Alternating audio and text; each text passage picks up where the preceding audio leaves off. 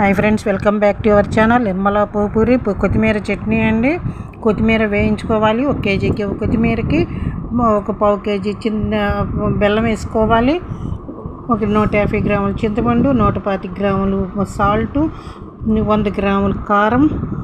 ఇప్పుడు మిరపకాయలు, నేను పండుమిరపకాయలు వేసుకున్నాను. నేను సుమారుగా పండుమిరపకాయలు, చింతపండు నానపెట్టుకోవాలి. ఒక 5 నిమిషాల ముందు ఆ నీళ్ళతో వేసేసుకోవాలి.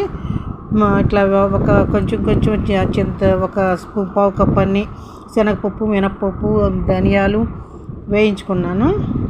ఇప్పుడు కొత్తిమీర వేయించుకొని ఇప్పుడు మిక్సీ పట్టుకున్నాను. ఆ పప్పులన్నీ మిక్సీ పట్టుకుని అన్నీ దీన్ని గ్రైండర్ చేసేసుకుని మొత్తం ఇప్పుడు తాలింపు పెట్టుకున్నాను. 4 స్పూన్ల ఆయిల్ పట్టుద్ది. నేను వేసుకున్న క్వాంటిటీకి 1/4 కేజీ పైగా నేను వేసుకున్నాను. 1 కేజీకి 1/4 కేజీ ఆయిల్ పట్టుద్ది. రెడీ అండి.